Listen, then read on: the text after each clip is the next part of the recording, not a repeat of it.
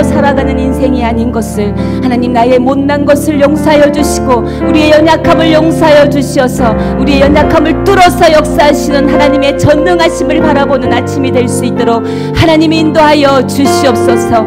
하나님만이 정의이시며 하나님만이 공의이시며 하나님만이 옳으신 분임을 선포하며 나의 생각과 내 뜻을 내려놓는 아침이 되게 하여 주시고 하나님의 선하신 온전한 뜻을 바라보며 하나님의 아름다운 인생이 될 수 있도록 우리의 인생을 만들어 주시옵소서. 만들어가 주시옵소서. 그렇게 하실 주님을 찬양합니다. 부족한 주의 종의 입술을 주께서 붙들어 주시고 하나님의 인자와 자비로 붙들어 주시옵소서. 감사하며 이 모든 말씀 우리 주 예수 그리스도 이름 받들어 기도 드리옵나이다. 아멘. 할렐루야. 우리의 기도 가운데 함께 하신 주님께 영광의 박수를 올려드리겠습니다. 아멘. 할렐루야. 오늘도 여지없이 하나님의 말씀 앞에 나오신 여러분들을 주님의 이름으로 축복하고 환영합니다. 오늘 주시는 하나님의 말씀 저희 함께 보도록 하겠습니다. 사도행전 15장 30절부터 41절까지의 말씀입니다. 사도행전 15장 30절부터 41절까지의 말씀, 제가 한 절 먼저 읽고 한 절씩 교독하고 나머지 41절은 다 함께 읽도록 하겠습니다. 제가 먼저 읽겠습니다. 그들이 작별하고 안디옥에 내려가 무리를 모은 후에 편지를 전하니 읽고 그 위로한 말을 기뻐하더라. 유다와 실라도 선지자라. 여러 말로 형제를 건면하여 굳게 하고 얼마 있다가 평안히 가라는 전송을 형제들에게 받고 자기를 보내던 사람들에게 돌아가되 바울과 바나바는 안디옥에서 유하며 수다한 다른 사람들과 함께 주의 말씀을 가르치며 전파하니라. 며칠 후에 바울이 바나바더러 말하되 우리가 주의 말씀을 전한 각 성으로 다시 가서 형제들이 어떠한가 방문하자 하고 바나바는 마가라 하는 요한도 데리고 가고자 하나 바울은 밤빌리아에서 자기들을 떠나 함께 일하러 가지 아니한 자를 데리고 가는 것이 옳지 않다 하여 서로 심히 다투어 피차 갈라서니 바나바는 마가를 데리고 배 타고 그브로로 가고 바울은 실라를 택한 후에 형제들에게 주의 은혜의 부탁함을 받고 떠나 다 함께 읽겠습니다. 수리아와 길리기아로 다니며 교회들을 견고하게 하니라. 아멘. 네. 사도행전은 전체 28장으로 되어 있죠. 네, 14장까지가 일부입니다. 네, 또 우리가 지금 시작하고 있는 이 15장부터는 교회가 어떻게 신학적인 내용으로 갖추어져 가고 있는가. 15장부터 여러분들이 사도행전을 보면 신학적인 굵직한 내용들이 나오고 있습니다. 오늘도 그 신학적인 굵직한 내용들이 언급되고 있죠. 예루살렘으로부터 시작된 복음이 이방 땅으로 향하고 나아가고 있습니다. 마치 들에 불이 붙은 것처럼 퍼져나가고 있죠. 그 역사의 현장의 중심이 바로 안디옥 교회입니다. 이 안디옥 교회는 사람들에 의해서 최초로 그리스도인이라, 그들은 그리스도인이라 라고 불리움 받는 아주 이상적인 교회 형태였습니다. 생명 공동체요, 성령 공동체며 역동적인 공동체였습니다. 그러나 이상적인 교회이었을지는 모르나 완전한 교회는 아니었던 것입니다. 신학적인 혼동이 일어나고 있다라는 것이죠. 오늘 30절에 보면 그들이 작별하고 안디옥에 내려가 무리를 모은 후에 편지를 전하니라고 나와 있습니다. 이 편지의 내용은 무엇인가? 신학적인 혼동을 정리해주는 해답과 같은 편지이지요. 문제가 어떤 문제가 있었습니까? 안디옥 교회는 이방인들을 전도하여서 그리스도인이 되게 한 이방인 크리스찬들로 이루어진 교회입니다. 예수 그리스도의 십자가의 은혜를 고백하고 그 은혜를 믿는 자는 구원을 얻으리라라는 바울과 바나바의 가르침으로 복음을 얻게 된 자들이죠. 그런데 예루살렘 교회에서 파송된 유대 성경 지도자들이 안디옥 교회에 와서 이들이 예수 그리스도의 십자가의 은혜로 그 복음을 믿게 되었다라는 것에다가 플러스 알파의 복음을 전하게 됩니다. 어제 본문에 그런 말씀이 나오죠. 무엇이라고 말합니까? 거기에다가 우리 조상 모세가 우리에게 준 율법을 지킬 것이고, 그리고 너희들이 우리와 같이 할례를 받을 때 너희의 구원이 완성된다라고, 할례를 받아라고 전했던 것입니다. 안디옥 교회 교인들은 혼동이 온 것이지요. 분명히 바울과 바나바의 가르침과는 다른 내용을 전달받았기에 드디어 안디옥 교회는 바울과 바나바와 대표들을 예루살렘 교회에 파송합니다. 파송하는 이유는 무엇인가? 이 신학적인 문제에 대해서 답을 받아오너라, 해결해 달라라고 예루살렘 교회로 파송하게 되죠. 예루살렘 교회에서는 종교회의가 소집됩니다. 이것이 아마 최초로 소집된 종교회의일 것입니다. 오늘날의 교회에도 우리 모든 교회가, 대부분의 교회가 교단에 속해 있습니다. 교단이라는 것이 물론 폐단도 있지만 교단이 필요합니다. 이렇게 지교회에서 신학적인 혼동, 혼란, 갈등들이 생길 때 교단 차원에서 신학 전문가들과 신학자들과 그 경륜이 많은 목사님들이 모여서 이 문제를 해결해 줄 필요가 있죠. 이런 기간이 없다면 지교회들이 마음대로, 자기 생각대로 복음을 전할 위험이 있기 때문입니다. 그래서 예루살렘 교회에 소집되어 결론이 나왔습니다. 그 예루살렘 교회에서 베드로가 목격했던 고넬료의 해심 사건, 그리고 성령 임재 사건, 그리고 야고보의 구약의 말씀으로 인증하는 구원은 예수 그리스도의 십자가의 은혜를 고백함으로, 믿음으로 얻는다라는 결론을 내어 주었던 것입니다. 그 편지의 내용이 바로 구원은 율법 준수나 할례는 구원을 얻기 위한 필요 충분 조건은 아니다라는 결론을 내린 거죠. 그러나 야고보가 하나를 더 붙이죠. 네, 우상의 더러운 것과 목매어 죽인 동물과 피를 멀리하고 음행을 멀리하라. 네. 구원은 예수 그리스도 십자가의 은혜로 얻지만 성도가, 구원받은 성도가 살아가는 원리는 이런 것들을 지키며 살아가는 것이다 라는 것. 율법을 강조하기보다 구원받은 성도가 어떻게 살아야 하는지 삶의 적용의 원리 또한 붙여서 편지에 넣어 전달하고 있는 것입니다. 그 얼마나 기쁜 내용입니까? 그 편지를 저라니 31절을 보면 그 편지를 읽고 그 위로한 말들을 기뻐하더라. 그 편지를 읽고 기뻐한 자들은 바로 이방인 그리스도인들입니다. 이 편지는 이방 땅에 세워진 교회에게 전달되었던 것입니다. 거기에 유다와 실라도 선지자라 여러 말로 형제를 권면하여 굳게 하고, 유다와 실라가 이 편지를 전달하는 임무를 가졌던 것이지요. 그래서 그 형제들, 만난 형제들을 또 권면합니다. 그리고 그들은 33절에 보면 얼마 있다가 평안히 가라는 전송을 형제들에게 받고 자기를 보내던 사람들에게로 돌아가되, 네. 이제 그들은 다시 예루살렘으로 돌아갔다는 것이죠. 35절 보면 바울과 바나바는 안디옥에서 유하며 수다한 다른 사람들과 함께 주의 말씀을 가르치며 전파하니라. 네, 바울과 바나바는 여전히 이제 안디옥에 유하면서 많은 다른 사람들에게 주의 말씀을 가르치고 전파하였다라는 것입니다. 오늘 말씀의 내용의 핵심은 36절부터 전개됩니다. 15장 끝부분에 여러분 이렇게 싸움에 대해서 지금 기록하고 있습니다. 36절부터는 싸우는 것입니다. 우리가 너무나 잘 아는 바울과 바나바의 싸움이지요. 왜 성경에서 굳이 이 싸움에 대해서 기록하고 있는 것일까? 단지 싸우는 건 좋지 않습니다, 싸우지 마십시오라는 그 교훈을 주기 위해서 이 성경에 기록하였을까? 그 정도로는 성경에 기록되지 않죠. 그 싸움을 통해서, 그 갈등을 통해서 하나님이 어떻게 역사하시는지를 우리 모두가 오늘 알기를 원한다라는 것이죠.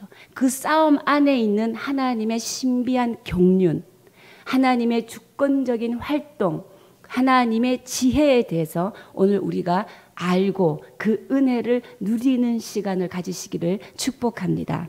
네, 36절을 우리가 다 함께 읽어보도록 하겠습니다. 시작. 며칠 후에 바울이 바나바더러 말하되 우리가 주의 말씀을 전한 각 성으로 다시 가서 형제들이 어떠한가 방문하고자 하고. 네, 그렇습니다. 이제 신학적인 모든 문제도 해결되고 안디옥 교회도 안정을 찾아가는데 바울이 이제 어느 날 바나바에게 이런 말을 합니다. 무슨 말을 합니까? 여보게 바나바, 이제 교회도 안정되어 가니 우리가 2차 선교 여행을 떠나보면 어떨까요? 이렇게 먼저 제안을 하죠. 근데 이번에 우리가 2차 선교 여행을 떠날 때는 1차 선교 여행 때는 우리가 앞만 바라보고 주의 복음을 전파하고 씨를 뿌리고 돌아다녔다면 2차 선교 여행은 그 씨를 뿌린 곳에 가서 다독거리고 다시 양육하고 병난 곳이 있으면 고쳐주고 올바르게 세워주는 그런 선교를 하면 어떻겠느냐라는 제의를 하는 것입니다. 바나바가 듣고 너무나 좋은 생각이죠. 너무 좋은 생각이다라고 하면서 바나바가 이런 말을 제안합니다. 네, 37절 다 함께 읽겠습니다. 시작. 바나바는 마가라 하는 요한도 데리고 가고자 하나. 네. 아무래도 양육을 하고 다독거려주고 바르게 세워주는 그런 선교 여행을 하면 혼자 나아가 저 복음을 전도하는 것보다 좀 더 많은 사람이 필요합니다. 팀이 좀 더 보강되어야 하죠. 그것을 알아들은 바나바가 마가라 하는 요한, 여러분 기억나십니까? 네, 바나바의 조카지요. 이 요한도 데리고 가고자 하나. 너무나 놀라게 당연히 우리의 생각은 좋습니다. 바울이 그렇게 할 줄 알았는데요. 38절에 보면 다 함께 읽겠습니다. 바울은 밤빌리아에서 자기들을 떠나 함께 일하러 가지 아니한 자를 데리고 가는 것이 옳지 않다 하여. 바울이 안 된다라는 것입니다. 마가 요한을 데리고 가는 것을 절대로 내가 허락할 수 없다라고 강경하게 반대하는 것이지요. 근데 이것 때문에 싸움이 난 겁니다. 이것 때문에 싸움이 나서 39절 보면요. 서로 심히 다투었대요. 굉장히 크게 싸운 거죠. 심히 다투어서 합의를 보지 못하고 39절을 보면 바나바는 마가를 데리고 배 타고 그브로로 갔다라고 성경에 나오고 있습니다. 헤어지게 된 거죠. 왜 이 싸움을 지금 15장, 사도행전 15장 끝부분에 기록하고 있을까? 과거에 무슨 일이 있었는지 우리 성경을 한번 보겠습니다. 사도행전 13장 13절의 말씀을 저희 함께 보도록 하겠습니다. 제가 읽어보겠습니다. 사도행전 13장 13절. 바울과 및 동행하는 사람들이 바보에서 배 타고 밤빌리아에 있는 버가에 이르니 요한은 그들에게서 떠나 예루살렘으로 돌아가고. 여기서 말하는 요한이 바로 마가라 하는 요한입니다. 바나바의 조카죠. 그가 어디서 떠났냐면요. 버가에 이르니 떠났다라고 하였습니다. 밤빌리아죠. 이 밤빌리아에 가려면 타우루스 산맥이라는 우리나라로 치면 태백 산맥과 같은 아주 깊은 산맥을 지나가야 합니다. 굉장히 험난한 길이지요. 신학자들은 이 마가라 하는 요한이 중도 하차, 그러니까 중도 하차했지 않았습니까? 중도 하차한 이유를 두 가지로 말하고 있습니다. 네, 신학자들이 말하고 있는 거죠. 첫 번째는 너무 힘든 길을 통과해야 하는데 이 마가라 하는 요한은 어떤 사람입니까? 마가의 다락방 기억하시죠? 오순절 성령 강리 때 남성 수만 120명이 모였다라는 것입니다. 그 큰 다락방을 가진 주인입니다. 이 마가라는 요한은 아주 부잣집 아들인 거죠. 이 마가라 하는 요한이 이 남자만 120명 들어간 다락방을 가졌다면 수백 명이 다락방에 들어갈 수 있는 그 크기를 가졌다는 건데, 다락방이 그 정도라는 것은 일반적으로 우리가 사는 주택이 아니겠죠. 아마 저택일 것입니다. 그렇게 큰 부자로 곱게 자라고, 또 그 삼촌 바나바는 초대교회 구제 활동을 위해서 자기의 전답을 팔아서 사도의 발 앞에 헌금했던 사람이죠. 재력이 있는 집안인 것을 우리가 알 수 있습니다. 곱게 자란 이 마가라 하는 요한이 너무나 힘들었던 거죠. 그러나 이 태백산맥과 같은 깊은 산맥을 건너야 하는 게 힘든 것입니다. 그래서 예루살렘으로 돌아갔다라고 말하는 이유가 있고요. 두 번째 이유는, 두 번째 이런 해석도 합니다. 리더십의 문제. 분명히 내 삼촌 바나바가 선배지요. 여러분, 바나바가 바울을 예루살렘 교회에서 바울을 거절할 때 추천한 사람입니다. 어떻게 추천합니까? 바울을 데리고 가겠다. 근데 바울 이 사람도 기회를 주자. 그래서 이 사람도 자라나는 것을 우리가 함께 보자라고 이 바울을 추천한 사람이죠. 그럼 바나바가 분명히 더 선배인 거죠. 근데 바울의 성향은 무엇입니까? 바울은 좀 주도적으로 앞에서 나가는 성향을 가지고 있고, 바나바는 뒤에서 돕고 섬기는 성향을 가지고 있습니다. 선교여행을 하다 보니 바울이 삼촌보다 이렇게 앞서서 리더하는 것을 아마 경험했을 거예요. 그러면 조카 입장에서 기분이 좋을 리는 없죠. 네. 이 두 가지 이유 중에서 신학자들은 첫 번째 이유가 좀 더 근거가 있다라고 생각을 합니다. 그가 이렇게 힘든 것을 앞에 두고 도중하차한 마가였던 것이죠. 그래서 38절에 바울은 이렇게 말하고 있는 것입니다. 밤빌리아에서 자기들을 떠나 함께 일하러 가지 아니한 자를 데리고 가는 것이 옳지 않다 하여. 여러분, 38절을 여러분 다시 한번 여러분이 눈으로 자세히 한번 살펴보세요. 무언가를 발견해야 합니다. 바울은 밤빌리아에서 자기들을 떠나 함께 일하러 가지 아니한 자를 데리고 가는 것이 옳지 않다 하여. 눈치채셨습니까? 아니한 자. 여기에서 굉장히 미묘하고 다른 헬라 해석이 있다라는 것입니다. 헬라의 말을 우리가 해석할 때 고유명사를 쓸 때, 고유명사는 뭡니까? 이름 아닙니까? 근데 지금 마가라 하는 요한이라는 요한을 데리고 가는 것이 이름을 쓰지 않았습니다. 자라는 인칭 대명사를 쓰고 있는 것이죠. 자라는 인칭 대명사를 쓸 때는 해석이 이렇게 됩니다. 그 사람 자체를 부정하는 것이 아니죠. 요한이 잘못됐다라고 지적하는 것이 아니라 인칭 대명사를 쓸 때는 이 일에 적합하지 않다라는 것입니다. 이 일에 적합하지 않다. 그러니까 사도 바울은 일 중심인 것입니다. 만약에 함께 일하러 가지 아니한 마가를 데리고 가는 것이 이렇게 말했으면 마가라는 사람이 싫은 거죠.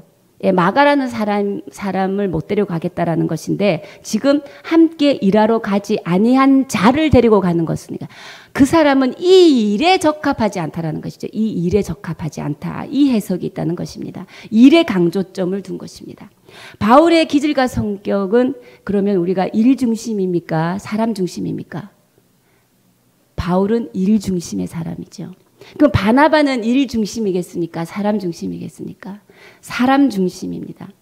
왜냐하면 사도 바울을 모두가 의심할 때 바나바가 사도 바울을 추천한 사람 아닙니까? 지금도 도중하차한 조카를 또다시 추천하고 한 번 더 기회를 주자고 또 바나바는 말하고 있지 않습니까? 그만큼 바나바는 사람을 존중하고 귀하게 여기는 스타일이었죠. 그리고 바울은 일의 효율, 일의 효과를 좀 더 중요하게 여기고 있었습니다. 그러면 이제 우리는 판단을 해야 합니다. 그죠? 과연 누가 옳을까? 제가 오늘 말씀 제목을 과연 누가 옳을까? 일 중심이 옳을까? 사람 중심이 옳을까? 라는 것입니다. 참 재미있는 질문입니다. 네, 정말 이 문제가 얼마나 심각했냐면 그들이 헤어졌다라는 거 아니겠습니까? 그들이 헤어졌고 홀로 남은 바울은 새로운 동력자를 찾아야 했죠. 그런데 놀랍게 성경에 누구의 손을 들어줬는지 말하고 있다라는 것입니다. 40절을 저희 함께 읽겠습니다. 시작. 바울은 실라를 택한 후에 형제들에게 주의 은혜의 부탁함을 받고 떠나. 바나바는 지금 39절 이후로 성경에 등장하지 않습니다. 사라져 버립니다. 그러나 40절에 보면 혼자 남은 바울이 실라를 택한 것을 알 수 있겠죠. 그의 동행으로 실라를 택한 후에 형제들에게 주의 은혜의 부탁함을 받고, 이 말은 교회의 부탁함을 받고 떠났다라는 것입니다. 교회가 바울 일행의 손을 들어줬다라는 것이죠. 교회가 공식적으로 바울을 파송했다라는 것입니다. 이 바울이 끝에 사도행전의 끝까지 그 대미를 장식하는 그 바울이 되지 않습니까? 우리가 이 내용을 보면 그럼 일중심이 맞는가? 또 그런 생각이 듭니다. 그럼 한번 성경을 찾아보도록 하겠습니다. 사도행전 16장 37절 여러분 우리가 자막을 통해서 함께 보도록 하겠습니다. 16장 37절 시작. 바울이 이르되 로마 사람인 우리를 죄도 정하지 아니하고 공중 앞에서 때리고 옥에 가두었다가 이제는 가만히 내보내고자 하느냐? 아니라 그들이 친히 와서 우리를 데리고 나가야 하리라 하는데, 네, 이게 무슨 말이냐면요. 바울과 실라가 한 커플이 돼서 제일 먼저 떠난 것이 마게도냐입니다. 그 마게도냐의 첫 섬 빌립보에 도착했는데 체포가 되죠. 왜냐하면 시끌시끌했기 때문입니다. 그래서 감옥에 갇히고 밤새 매질을 당하고 무서운 고난을 당하죠. 근데 나중에 간수들이 깜짝 놀랍니다. 왜냐하면 이들이 로마 시민권이었던 것입니다. 로마 시민권자를 불법적으로 체포해서 이렇게 고문을 한 것은 말이 안 되는 일을 한 것이죠. 그 얘기를 바울이 당당하게 하고 있는 것입니다. 지금 이 시기가 어느 시기입니까? 본격적으로 이방인들을 향한 복음이 전해지고 있는 시기이지요. 이 시기에 만약에 여러분 생각해 보십시오. 이방 땅에 선교와 복음을 전하는데 정통 히브리인들인 베드로나 야고보와 바나바 같은 사람들이 더 유용할까요? 아니면 이중 언어가 가능하고 다문화에 익숙하고 이중 국적을 가진 바울과 실라가 유용할까요? 어느 쪽이 선교 전략상 맞는 걸까요? 그 당시 로마 시민권은 여러분 어떤 건지 아십니까? 만사 형통과 같은 부족입니다. 네, 그들이 로마 시민권자임을 알았기 때문에 그들이 풀려났습니다. 그들이 히브리인이었다면 어떤 상황이었습니까? 아마 감옥에서 나오지 못했을 거예요, 평생. 이것이 바로 이방 선교를 위해서 하나님이 깊숙한 곳에 숨겨놓은 하나님의 지혜요 경륜이라는 것을 우리가 발견합니다. 하나님은 싸움을 통해서 하나님이 하시고자 하는 이방 땅을 향한 선교, 복음 전도를 계속해서 나아가신다라는 것이죠. 예. 이 안디옥 교회 사람들의 심정을 한번 상상해 보십시오. 바울과 바나바는 영적 지도자들인데 그 둘이 막 싸우는 것을 보았을 때 성도들은 어떤 마음이 들겠습니까? 두 지도자가 싸우는 거잖아요. 아, 이번 2차 선교 여행은 끝났다. 우리 못 가겠다. 저렇게 지도자들이 싸우는데 우리가 갈 수 있을까? 근데 하나님은 하나님의 주권적인 역사로 더욱더 힘차게 선교 여행을 가게 하신다라는 것이죠. 그것도 싸움을 중에서도 싸움을 통과해서 뚫고 나아가게 한다는 것입니다. 우리의 연약함을 뚫고 하나님의 주권적인 활동을 하고 계신다라는 것이지요. 내가 옳다라는 논리로 우리는 서로 찌르고 넘어지기도 깨어지기도 합니다. 싸움을 합니다. 그러나 하나님의 역사는 계속됩니다. 어떤 일이 일어납니까? 우리 41절 다 함께 읽겠습니다. 시작. 수리아와 길리기아로 다니며 교회들을 견고하게 하니라. 네, 이들을 통해서 이방 땅의 교회들이 계속 견고해지고 있다라고 오늘 성경은 말하고 있습니다. 그런데 한 가지 부족하지 않습니까? 그러면 이 사람 중심인 바나바가 여기서 끝이 났을까? 사라진 바나바, 과연 그는 실패한 것인가? 네, 성경은 그렇게 평가하지 않습니다. 인간은 보이는 것을 평가하지만 하나님께서는 중심을 보신다라는 것이지요. 또 천국에서 누가 큰 자인지는 아무도 알 수 없습니다. 우리 골로새서 4장 10절부터 11절을 자막을 통해서 한번 읽어보도록 하겠습니다. 시작. 나와 함께 갇힌 아리스다가와 바나바의 생질 마가와 이 마가에 대하여 너희가 명을 받았으며 그가 이르거든 영접하라. 유스도라 하는 예수도 너희에게 문안하느니라. 그들은 할레파이나 이들만은 하나님의 나라를 위하여 함께 역사하는 자들이니 이런 사람들이 나의 위로가 되었느니라. 아멘. 이 글을 누가 썼습니까? 바울이 썼죠. 누구를 언급합니까? 아까 도중 하차하였던 마가라 하는 요한을 언급하고 있습니다. 그를 어떻게 언급합니까? 나의 위로자가 되었다라고 합니다. 또 하나 성경을 찾아보겠습니다. 디모데후서 4장 11절 자막을 통해 한 번 더 읽겠습니다. 시작. 누가만 나와 함께 있느니라. 내가 올 때에 마가를 데리고 오라. 그가 나의 일에 유익하니라. 네. 지금 디모데후서 4장 11절은 사도 바울이 두 번째 투옥되면서 쓸쓸하게 늙어가고 선교의 대장정도 마무리할 때쯤입니다. 근데 바울이 지금 누구를 찾고 있습니까? 마가를 찾고 있습니다. 뭐라고 합니까?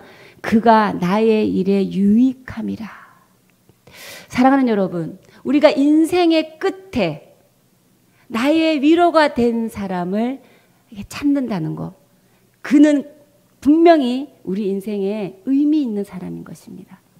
여러분을 축복합니다. 여러분이 어떤 사람의 인생의 끝에 여러분을 찾는 위로자가 되는 여러분 되시기를 주님의 이름으로 축복합니다. 중도 하차할 정도로 영성이 떨어진 마가가 이렇게 변했다라는 것이지요. 그는 어떻게 변했습니까? 바울에게 유일한 동력자요, 유익한 동력자요, 위로자가 되었다라는 것입니다. 누구의 영향일까요? 바나바의 영향이죠. 바나바가 이를 데리고 다니면서 목회에 대해서도 가르치고 하나님 나라에 대해서도 가르치고 말씀을 가르치고 훈련했던 것입니다. 그를 계속 지지하고 만졌던 것이죠. 바나바의 남은 여생을 조카 마가라는 요한에게 걸었던 것입니다. 바나바는 사람을 소중하게 생각했던 거죠.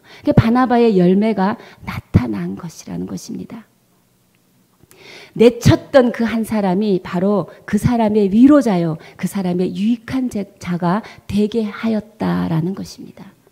누가 하셨습니까? 하나님이 이 일을 하셨다라는 것입니다. 오늘의 말씀 제목 누가 옳은가? 여러분, 양쪽 다 옳은 주장이 나올 때 우리는 굉장히 조심해야 합니다. 분열을 조장하기 위한 논리를 우리 스스로 만들고 있기 때문입니다. 성경은 어떠한 도덕적인 평가도 이 싸움에 대해서 하고 있지 않습니다. 우리 모두가 내가 옳다고 해서 다니지만 저와 여러분 언젠가는 하나님 나라에서 다시 다 만나게 됩니다. 싸우고 난 뒤에 그 나라에서 다시 만나면 여러분 우리 얼마나 뻘쭘하겠습니까? 서로에게 미안하고 있고 내가 그때 왜 저 사람을 찔렀을까? 내가 왜 좀 더 그때 이해하지 못했을까? 이런 마음이 들 것입니다. 그러나 여러분 지금 그런 상태에 있다 하더라도 여러분 연약함으로 인하여 여러분이 스스로 절망하고 있다 하더라도 또 나의 못남으로 인하여 내가 어떤 사람에게 지금 갈등을 초래하고 있는 부분을 가지고 있다 하더라도 여러분 지금 바로 주권적인 하나님을 믿으시기를 축복합니다. 하나님은 주권적인 분이십니다. 그 자체로 존재하시는 분이십니다. 그 자체로 하나님의 일을 계속 이루어져 가고 계시는 분이시라는 것을 기억하시기 바랍니다. 하나님을 사랑하는 자, 곧 그 뜻대로 부르심을 입은 자는 모든 것이 협력하여 선을 이루리라. 그 선이 무엇입니까? 내가 원하는 그 선이 아닙니다. 하나님의 아름다움입니다. 하나님이 우리의 인생에 선을 이루십니다. 하나님이 우리 인생에 연약함과 갈등과 분투와 절망과 좌절이 있지만 하나님이 우리 인생을 그 아름다움으로 만들어 주신다라는 것입니다. 오늘 이 말씀을 통하여서 이 원리, 하나님이 주권적으로 행사하신다. 나의 연약함과 못남을 뚫고 하나님께서 하나님의 아름다움을 만들어 가신다. 이 원리가 여러분의 인생 가운데 살아가는 원리가 되기를 주님의 이름으로 축복합니다. 우리의 연약함, 못남, 깨어짐, 무너짐, 헤어짐 이 모든 것을 뚫고 묵묵히 역사하시는 하나님만을 바라보시는 여러분 되시기를 축복합니다. 하나님을 신뢰하는 자가 옳은 자입니다. 우리 함께 기도하시겠습니다. 하나님 그렇습니다. 우리의 연약함 때문에 지금 무너져 있는 나의 삶의 자리가 있습니다. 그리고 깨어진 나의 삶의 정황들도 있습니다. 그러나 이 시간 하나님의 말씀을 들었습니다. 나의 연약함으로 하나님의 일은 절대로 중단되지 않는다는 것을 하나님께서는 우리의 아버지 되십니다. 오늘도 강력한 그 사랑으로 우리의 인생과 우리의 가정과 우리의 직장을, 우리의 사업장을 붙들고 계심을 믿습니다. 하나님, 모든 역경과 고난과 못남을 뚫어내고 역사하시는 주님만 바라보게 하여 주시옵소서. 그 주님을 붙들게 하여 주시옵소서. 우리의 못남 가운데도 무너짐이 없도록 하나님께서 인도하여 주시옵소서. 하나님의 전능하신 은혜를 입게 하여 주시옵소서. 주님의 주권에 붙들림 받는 인생이 되게 하여 주시옵소서. 우리 하나님 앞에 주님 부르며 주 앞에 나가기를 원합니다. 주여! 하나님 감사합니다. 하나님의 주권적인 믿음을 오늘 회복하게 하여 주시니 감사합니다. 그렇습니다. 나의 연약함으로 인하여, 나의 못남으로 인하여 좌절하였습니다. 아버지, 나의 못남으로 인하여 하나님, 나의 삶의 정황의 흔적이 아직도 남아있어 나를 힘들게 합니다. 갈등과 싸움 가운데 있습니다. 하나님, 그러나 주께서 이 모든 못남을 뚫고 역사하여 주시어 하나님의 선하심을 이루고 하나님의 그 아름다우심을 우리의 인생 가운데 채워주시는 분임을 다시 한번 믿고 일어나 걸어갑니다. 주님, 담대한 발걸음으로 다시 일어선 주의 자녀들 가운데 하나님 기름 부어 주십시오. 그 하나님의 원리를 하나님 그 인생에 적용하게 하여 주시고 믿는 자들의 인생에 사는 원리가 되게 하여 주시옵소서. 우리의 힘으로도 아니요 우리의 능으로도 아니요 하나님의 선하신 뜻이 우리의 삶을 주관하고 있다라는 것을 믿고 선포하며 누리며 살아가는 은혜의 성도들 될 수 있도록 축복하여 주시옵소서. 조신 하나님 감사합니다. 오늘도 우리의 연약한 삶을 통하여 하나님의 주권적인 역사가 이루어지며 하나님의 선한 아름다움을 만들어가 주시옵소서. 그렇게 하실 주님을 신뢰하오며 이 모든 말씀 우리 주 예수 그리스도의 이름으로 기도드리오며 지금 이 시간 우리 주 예수 그리스도의 크신 은혜와 하나님 아버지의 무한하신 사랑과 성령의 교통 역사하심이 오늘도 하나님의 주권적인 역사를 믿고 결단하고 돌아서는 믿음의 백성들 머리 위에 지금으로부터 영원까지 함께 하시기를 간절히 축원하옵나이다. 아멘.